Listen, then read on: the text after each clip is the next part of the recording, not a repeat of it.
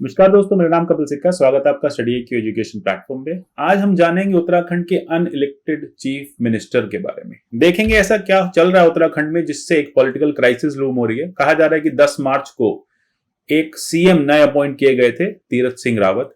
अब रावत जी का जो टेन्योर है वो 6 महीने का है, क्योंकि अभी तक वो MLA नहीं बने, वो लेजिस्लेटिव असेंबली के मेंबर नहीं बने हैं। अब 6 महीने के अंदर अंदर उनको बाइपोल के थ्रू लेजिस्लेटिव असेंबली का मेंबर बनना पड़ेगा, तभी वो सीएम की तरह कंटिन्यू कर सकते हैं। लेकिन ऐसे में इलेक्शन कमीशन का कहना है कि अभी बाइपोल पॉसिबल नहीं है, और क्योंकि एक पेंडेमिक चल रहा है और ऑलरेडी वेस्ट बंगाल में काफी प्रॉब्लम क्रिएट हो गई थी इलेक्शन कराने के बाद, तो अभी हम किसी भी तरह की सलाह नहीं देंगे आपको इलेक्शन करने की। तो अब ऐसे में बात आती है कि कैसे ये कंटिन्यू करेंगे, जो इनका लगभग 3 महीने का टेन्योर बचा उसे कैसे कंटिन्यू करेंगे। तो जानेंगे इस वीडियो में सारी बातें और देखेंगे कौन कौन से लॉस इन्हें अलाउ करते हैं मेंबर ऑफ पार्लियामेंट भी रहने का और साथ साथ सीएम भी रहने का, और कैसे ये अपनी इस प्रॉब्लम को रिजॉल्व कर पाएंगे। अगर आप स्टेट जुडिशरी एग्जाम्स की प्रिपरेशन कर रहे हैं तो इसके कोर्सेज हमारे पास अवेलेबल हैं। कोर्सेज प्रीलिम्स और मेंस दोनों को ध्यान में रखते हुए डिजाइन किए गए। नीचे डिस्क्रिप्शन में दिए लिंक के थ्रू आप परचेज कर सकते हैं सारे कोर्सेज। साथ ही साथ स्टडी IQ पे विभिन्न माध्यमों से जुड़ सकते हैं। मेरी जितनी भी वीडियोस आती हैं सबके PDF आप मेरे टेलीग्राम चैनल @कपिल लाइव से डाउनलोड कर सकते हैं। आप मुझे @कपिल सिक्का ट्विटर हैंडल पे भी फॉलो कर सकते हैं। सबसे पहले बात चलती है हमारे कॉन्स्टिट्यूशन के एक प्रोविजन 164 क्लॉज 4 की। आर्टिकल 164 क्लॉज 4 ये कहता है कि कोई भी मिनिस्टर, कोई भी पर्सन कैबिनेट में बैठ सकता है, प्रोवाइडेड उसको 6 महीने के अंदर अंदर MLA या MLC बनना पड़ेगा, लेजिस्लेटिव असेंबली का मेंबर बनना पड़ेगा। यही हुआ तीरथ सिंह रावत जी के साथ। अब रावत जी जो हैं वो 10 मार्च को नियुक्त किए गए सीएम, सेंट्रल बीजेपी से भेजे गए थे, कहा जाता है काफी खास हैं। अब इनको सीएम की एक पोस्ट तो मिल गई, सीएम अपॉइंट हो गए, लेकिन ये MLA नहीं बने हैं। अब इनके पास, जैसा मैंने बताया, एक प्रॉब्लम आ रही है कि कैसे ये MLA बने। अब इनके MLA बनने से पहले आपको ये बात भी पता होनी चाहिए कि अभी तक इन्होंने मेंबर ऑफ पार्लियामेंट से रिजाइन नहीं किया है। जैसे कि अगर 17th लोकसभा की आप पूरी लिस्ट देखेंगे, अगर लोकसभा की वेबसाइट पर जाएंगे तो आपको पता चलेगा रावत जी अभी भी बीजेपी से एक MP हैं और गढ़वाल को रिप्रेजेंट कर रहे हैं। तो यानी ये MP भी हैं और साथ ही साथ CM भी हैं। अब ये कैसे अलाउ होगा? अगर आपको पता हो article 101 of your constitution, article 190 of your constitution, ये दोनों कहते हैं कि एक पर्सन 2 सदनों का मेंबर नहीं हो सकता। तो ये MP तो हैं, यानी लोकसभा के मेंबर तो हैं, लेकिन अभी तक उत्तराखंड के लेजिस्लेटिव असेंबली के मेंबर नहीं बने हैं। सीएम ये हो सकते हैं क्योंकि आर्टिकल 164 क्लॉज 4 इनको इस तरह का प्रोविजन देता है कि बिना MLA बने आप सीएम या काउंसिल ऑफ मिनिस्टर की तरह कंटिन्यू कर सकते हैं। तो देखते हैं पास्ट में इस तरह का कुछ हुआ। अगर आपको याद हो 2017 से पहले योगी आदित्यनाथ जी जो थे वो मेंबर ऑफ पार्लियामेंट थे गोरखपुर से, लंबा रिश्ता रहा उनका गोरखपुर से। अब ऐसे में उनको जब अपॉइंट किया गया सीएम की तरह, तो उन्होंने इंस्टेंटली रिजाइन नहीं किया था मेंबर ऑफ पार्लियामेंट से, लोकसभा से। इनफैक्ट ये कहा गया था कि योगी आदित्यनाथ, मनोहर पारिकर, केशव मौर्य, ये सब प्रेसिडेंशियल इलेक्शन के बाद रिजाइन करेंगे। तो यानी 6 महीने के कार्यकाल तक ये एक मेंबर ऑफ पार्लियामेंट भी रहे और साथ साथ यूपी के सीएम भी चलते रहे। तो ऐसा आपके कॉन्स्टिट्यूशन में आप कह सकते हैं लूप होल है कि एक पर्सन MP भी है और साथ साथ सीएम भी बना हुआ है। हाँ, MP और MLA साथ में वो नहीं हो सकता। वो एक MP भी बना हुआ है, MP की पोस्ट पे इलेक्टेड भी है, MP की सीट वो लेके भी बैठा है और साथ साथ वो सीएम भी कंटिन्यू कर रहा है किसी भी स्टेट का। अब लगभग 6 महीने के बाद, यूपी के सीएम बनने के 6 महीने के बाद, इन्होंने गोरखपुर सीट से रिजाइन किया और एक MLC की तरह इन्होंने कम बैक किया यूपी के पॉलिटिक्स में, या कह सकते हैं यूपी की लेजिस्लेटिव काउंसिल के मेंबर बने और अपनी सीएमशिप को कंटिन्यू किया अगले 5 साल तक, जो कि खत्म होने वाले हैं। अब ऐसे में बात आती है कि क्या रावत जी भी ऐसा कर सकते हैं? तीरथ सिंह रावत जी के पास इस तरह के क्या क्या ऑप्शन है एक्सप्लोर किए जा रहे हैं, क्योंकि देखो उत्तरांचल में क्राइसिस बढ़ती जा रही है, लूम हो रही है। अब बहुत ज्यादा चांसेस हैं कि रावत जी को स्टेप डाउन करना पड़ेगा। तो क्या क्या चांसेस हैं इनके पास, ये बातें अभी चल रही हैं। देखो, सबसे पहली बात तो ये है कि सेंट्रल लीडरशिप देख रही है कि क्या क्या करे। 6 महीने का कार्यकाल पूरा होने के बाद इनके पास कोई ऐसी पावर नहीं रहेगी, इनको स्टेप डाउन करना पड़ेगा। तो क्या 6 महीने से पहले बाइपोल कराए जा सकते हैं? पहली बात। दूसरी बात, आपको पता होगा कि उत्तराखंड जो है वो 2022 में इलेक्शन पे जा रहा है, तो समय बहुत ज्यादा है नहीं। तो ऐसे में इलेक्शन कमीशन क्या क्या कर सकती है, तो इसको भी देखेंगे और ये भी देखेंगे कि क्या ये बिना बाइपोल के आ सकते हैं। तो सबसे पहली बात ये हो जाती है कि ये बिना बाइपोल के नहीं आ सकते, क्योंकि उत्तराखंड में लेजिस्लेटिव काउंसिल नहीं है। अगर आपको याद हो उद्धव ठाकरे जी का टाइम, तो वो एमएलसी बन के आए हैं। अगर जैसे हमने योगी आदित्यनाथ की बात की, वो दोनों एमएलसी के थ्रू आए हैं। तो अब रावत जी के पास ये अपर हाउस वाला प्रोविजन तो है नहीं, तब इनके पास सिर्फ एक ही बात बचती है कि ये बाइपोल के थ्रू ही आएंगे। अब बात आती है कि बाइपोल कैसे कराया जाए। ये एक बड़ी इंपॉर्टेंट बात हो जाती है कि बाइपोल कैसे कराया जाए। अच्छा, एक और सजेशन इनके लिए आ रहा था कि ये कर सकते हैं, ये अपने 6 मंथ पूरे करने के बाद रिजाइन कर दें और फिर से 6 मंथ पूरे करने से पहले रिजाइन कर दें और फिर से 6 मंथ का टेन्योर ले लें।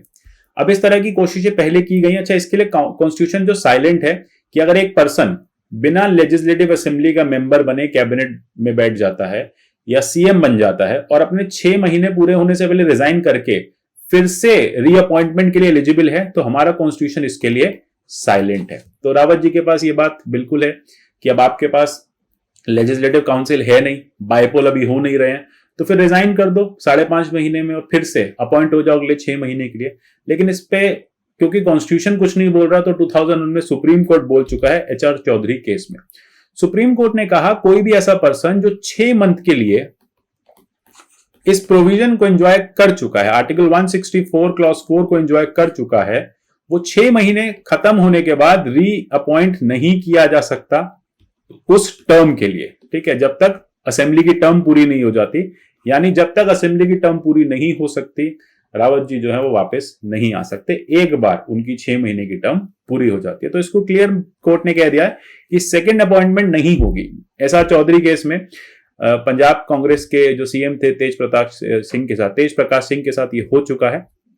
मिनिस्टर थे तेज प्रकाश सिंह, उनके साथ ये हो चुका है, तो उनको सुप्रीम कोर्ट ने वापस नहीं आने दिया था। वो कोशिश कर रहे थे कि 6 महीने का मेरा मिनिस्टर का टेन्योर खत्म हो गया, अब मैं 2 दिन पहले रिजाइन कर देता हूं 6 महीना खत्म होने से पहले और फिर से वापस री इलेक्ट होके आ जाता हूं। तो ये चीज उस समय अलाउ नहीं करी थी और कोर्ट ने एक जजमेंट के थ्रू एक प्रेसिडेंट सेट कर दिया कि आपको 164 क्लॉज 4 में एक ही बार चांस मिलेगा। तो रावत जी का एक चांस खत्म होने वाला है, तो अब ये ऑप्शन भी खत्म हो जाता है। तो फिर और क्या बचता है? तो फिर सिंपल है, बाइपोल क्यों नहीं करा लिया जाए, क्योंकि अब यहां पे सारे परमुटेशन कॉम्बिनेशन खत्म हो गए हैं। लेजिस्लेटिव काउंसिल उत्तराखंड में नहीं है, री अपॉइंटमेंट या दोबारा 6 महीने की टर्म पे आना वो पॉसिबल नहीं है, क्योंकि उसको सुप्रीम कोर्ट में चैलेंज कर देंगे।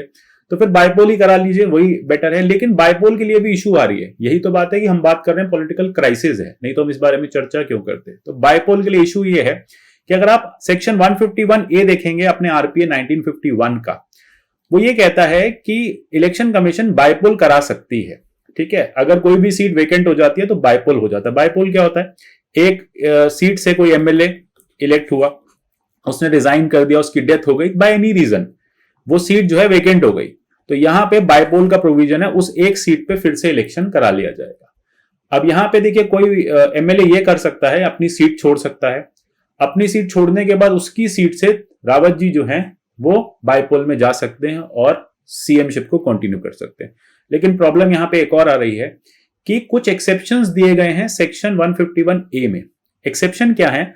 अगर किसी भी लेजिस्लेटिव असेंबली का टेन्योर 1 साल से कम है, 1 साल से कम रह गया है, जैसे कि हम देख रहे हैं कि उत्तराखंड की असेंबली का टेन्योर 2022 तक है, लगभग 9 ही महीने बचे, तो वहां पे बाइपोल नहीं कराए जाएंगे, पहली बात। दूसरा ये भी कहा जा रहा है कि अगर इलेक्शन कमीशन को ऐसा लगता है कि अभी बाइपोल कराने में डिफिकल्टी है, तब भी बाइपोल नहीं कराए जाएंगे। देखो, अभी ऑलरेडी वेस्ट बंगाल को लेके गवर्नमेंट काफी ज्यादा संवेदनशील हो गई है, वहां पे इलेक्शन की वजह से कोविड क्राइसिस आई थी, तो अब गवर्नमेंट दोबारा से बाइपोल नहीं चाहती इस सिनेरियो में। जम्मू कश्मीर के इलेक्शंस भी इसी वजह से लंबे समय तक टाले गए। डिलिमिटेशन कमीशन की रिपोर्ट नहीं आई अभी तक और इलेक्शन के लिए भी अभी कुछ भी नहीं हुआ है। तो यहां पे ईसी यही कह रही है कि देखो 1 ईयर से कम रह गया टाइम, तो वैसे ही आप बाइपोल नहीं करा सकते उत्तराखंड में। दूसरी बात यह आ जाती है कि इस समय कंट्री की सिचुएशन ठीक नहीं है, तो इलेक्शन कमीशन वैसे भी गो अहेड सिग्नल नहीं देगी कोविड 19 के चलते इलेक्शन करने के, तो वो अपनी इनेबिलिटी जताएगी कि हम बाइपोल नहीं कर सकते। तो दोनों केसेस में कुछ भी नहीं हो सकता, बाइपोल्स या किसी भी तरह के इलेक्शंस नहीं हो सकते। अच्छा, यहां पे एक बात ये कही जा रही है कि लेटेस्ट से यहां पे अगर गवर्नमेंट बाइपोल करा लेती है, हम कहते हैं गवर्नमेंट कहती है कि नहीं नहीं हमें बाइपोल कराना है, ठीक है, क्योंकि 10 सितंबर के बाद सीएम कौन होगा ये बड़ी प्रॉब्लम की बात है। अब क्योंकि 10 सितंबर को टेन्योर खत्म हो जाएगा, अब टेन्योर खत्म होते ही रावत जी को स्टेप डाउन करना पड़ेगा, नया सीएम अगले इलेक्शन तक लाना पड़ेगा। और कहा जा रहा है क्योंकि उनका फेस अब काफी इंपॉर्टेंट हो गया, उनके फेस पे अगले इलेक्शन लड़े जाएंगे, तो उनको अभी हटा नहीं सकते, तो नहीं तो लोग कंफ्यूज हो जाएंगे कि ऐसा क्या हुआ। तो ऐसे में बस यही कहा जा सकता है कि हाँ कोई बात नहीं, बाइपोल करा लो, ठीक है, ये एक्सेप्शन ही तो है, जरूरी थोड़ी है मानना है। अगर आप आरपीए 1951 के सेक्शन 151A की बात करो तो एक गो हेड दे सकती है, ऐसे में इलेक्शन कमीशन कह सकती है कि नहीं जाके करा लो इलेक्शन, कोई दिक्कत नहीं, आप करा सकते हो इलेक्शन। अगर ऐसे इलेक्शन अभी 10 सितंबर से पहले पहले इस कोविड क्राइसिस में हो जाते हैं तो इसका एक इंपैक्ट और जगह आपको दिखेगा, वेस्ट बंगाल पे। सिमिलर सिचुएशन जो है वो आपको 2 दिसंबर के आसपास ममता बनर्जी के साथ भी दिखेगी।